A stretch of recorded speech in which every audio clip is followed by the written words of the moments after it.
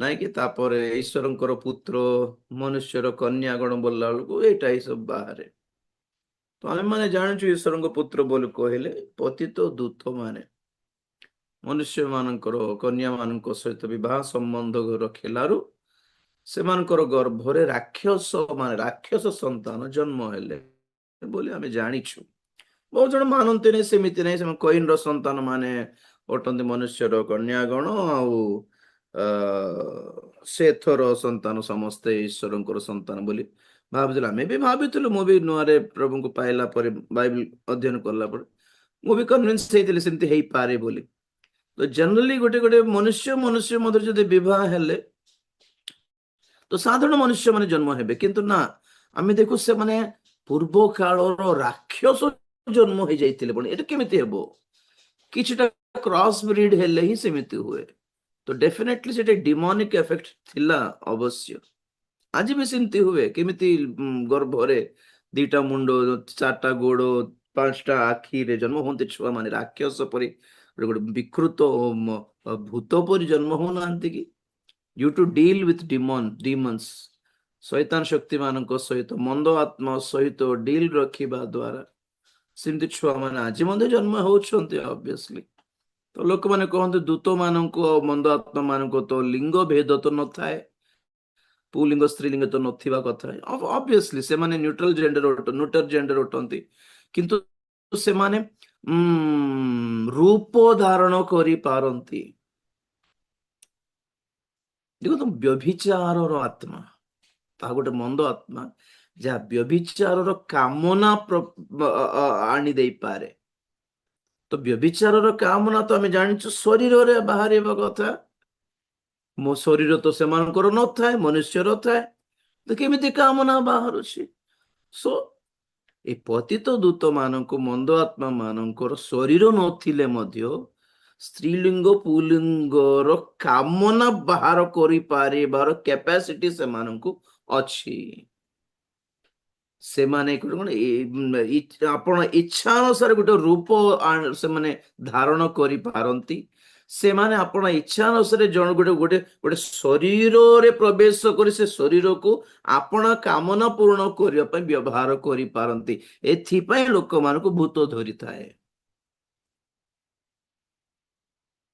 ସେମିତି ଆମେ ଜାଣିଛୁ ପବିତ୍ର ଆତ୍ମା ମଧ୍ୟ ଜଣେ ଆତ୍ମା ଅଟନ୍ତି, କିନ୍ତୁ ସେ ଆମ୍ଭମାନଙ୍କର ଶରୀରକୁ ବ୍ୟବହାର କରନ୍ତି।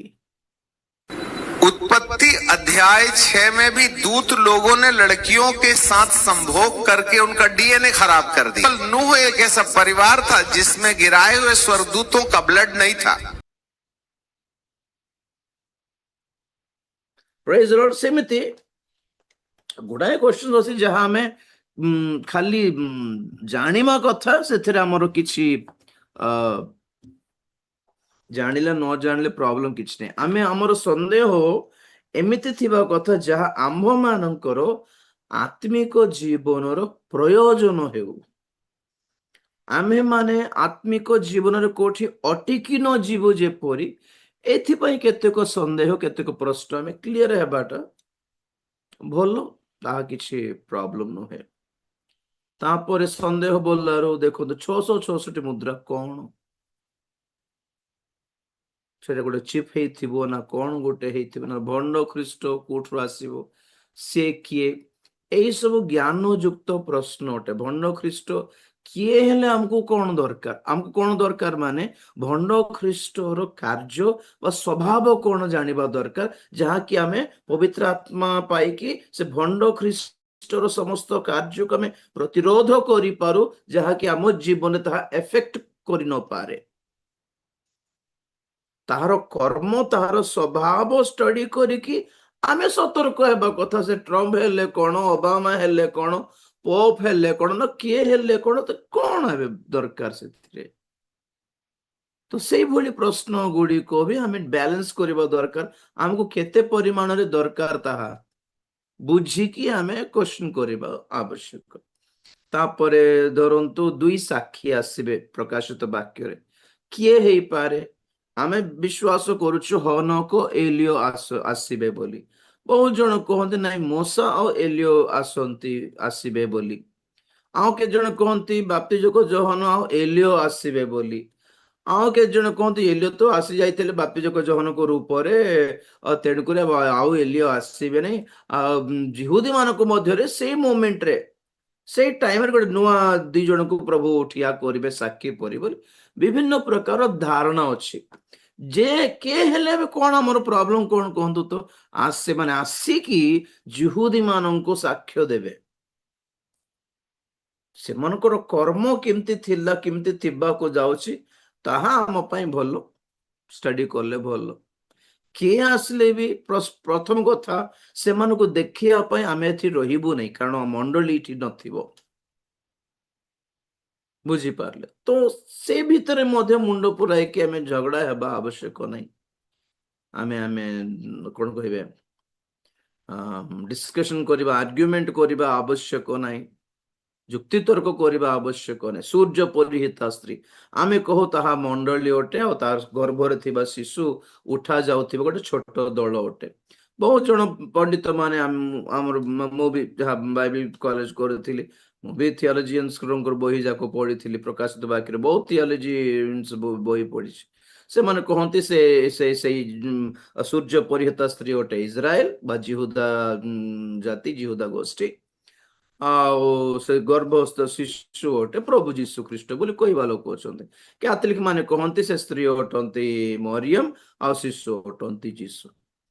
ତାହା କେମିତି ହେଇ ନପାରେ, ତାହା ମରିୟମ ନୁହେଁ ଆଉ ସେ ଶିଶୁ ଯୀଶୁ ନୁହନ୍ତି ବୋଲି କହିବା ପାଇଁ ତାର ପ୍ରମାଣ କଣ ଆମେ ପ୍ରକାଶିତ ବାକ୍ୟ ଅଧ୍ୟୟନ କଲା ବେଳେ କରି ସାରିଲୁ।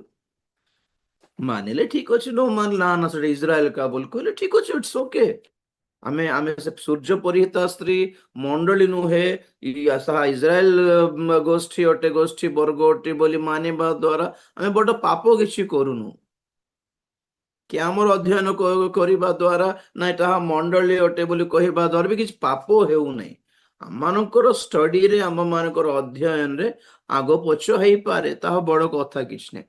ଭଣ୍ଡ ଶିକ୍ଷା ସେତେବେଳେ ହେବ ଯେତେବେଳେ ସେଇ ଶିକ୍ଷା ଆମମାନଙ୍କର ବିଶ୍ୱାସକୁ ମାଡ ଦେବ। ଯେତେବେଳେ ଆମମାନଙ୍କର ବିଶ୍ୱାସକୁ ଯେତେବେଳେ ମାଡ ହୁଏ, ଆମମାନଙ୍କର ପରିତ୍ରାଣ ଯେତେବେଳେ ଆମେ ହରାଇଲା ପରି ଥାଏ, ପିତା ପୁତ୍ର ପବିତ୍ର ଆତ୍ମାଙ୍କୁ ଯେତେ ଅପମାନ କରଲା ପରି ଯଦି ଥାଏ, ଆମମାନଙ୍କର ପବିତ୍ରତା, ଆମମାନଙ୍କର ବିବେକ, ନିର୍ମଳ ବିବେକକୁ ଯାହା କଳୁଷିତ କରିଦିଏ, ତାହା ଗୋଟେ ଭଣ୍ଡ ଶିକ୍ଷା।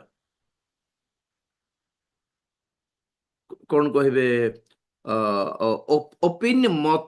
ମତରେ ଭିନ୍ନତା ଥାଇପାରେ, ଚିନ୍ତା କି ନାହିଁ। ମତାମତରେ ଭିନ୍ନ, ଆପଣଙ୍କର ମତ ଓପିନିଅନ ଅଲଗା ଥାଇପାରେ ଗୋଟେ ପଦ ପ୍ରତି, ମୋର ଓପିନିଅନ ଅଲଗା ଥାଇପାରେ ଗୋଟେ ପଦ ପ୍ରତି, ଇଟ୍ସ ଓକେ। ଆପଣଙ୍କର ଦୃଷ୍ଟିକୋଣରୁ ଗୋଟେ ଅର୍ଥ ବାହାରି ପାରେ, ମୋର ଦୃଷ୍ଟିକୋଣରୁ ଗୋଟେ ଅର୍ଥ ବାହାରି ପାରେ। ଯେମିତି ଦେଖନ୍ତୁ 6 ନମ୍ବର ଅଛି, 6 ନମ୍ବର ମୋର ଗୋଟେ ଆଡରୁ ଦେଖିଲେ ମତେ 6 ଦେଖାଯାଏ, ଆପଣ ଉଲ୍ଟା ଆଡରୁ ଦେଖିଲେ 9 ଦେଖାଯାଏ। ସେଇଭଳି ଏମ୍ ବୋଲି ଲେଟର ଥାଏ ଇଂରାଜୀରେ, ମୁଁ ଗୋଟେ ଆଡରୁ ଦେଖିଲେ ଏମ୍ ପରି ଦେଖାଯାଏ, ଅଲଗା ପଟରୁ ଦେଖିଲେ ଡବ୍ଲ୍ୟୁ ପରି ଦେଖାଯାଏ କି ନାହିଁ। ସେମିତି ଆପଣଙ୍କର ଦୃଷ୍ଟିକୋଣରୁ କୋଉ ବିଷୟର ଅର୍ଥ ଭିନ୍ନ ହେଇପାରେ, ସେତିକି ମାତ୍ର କେ ତାଟା ଭୁଲ ମୋଟା ହିଁ ରାଇଟ, ମୋଟା ଭୁଲ ତାଟା ରାଇଟ ବୋଲି କହିବା ପାଇଁ ଦରକାର ନାହିଁ। ଆମେ ମାନେ ସବୁ ପ୍ରକାର ଆଙ୍ଗେଲକୁ, ସବୁ ପ୍ରକାରର ଭ୍ୟୁ ନାଇଁ କି ଆମେ ଷ୍ଟଡି କରିକି ଗ୍ରହଣ କରିବା କଥା। ଏଥିରେ ଦେଖିବା କଥା କି ସାମ୍ନା ବାଲାର ଷ୍ଟେଟମେଣ୍ଟ ଆମ ପରିତ୍ରାଣକୁ ମାଡ ବାଜୁନି ତ, ତାର ଷ୍ଟେଟମେଣ୍ଟ ଲାଗି ଆମ ପରିତ୍ରାଣ ହରାଉନୁ ତ, ଆମ ବିଶ୍ୱାସ ବିଚଳିତ ହେଉନାହିଁ ତ, ଆମେ ଅଶୁଚି ହେଇଯାଉନୁ ତ, ଏଇଟା ଟିକେ ଦେଖିବାର, ସେତିକି। ପ୍ରେଜ୍ ଦ ଲର୍ଡ।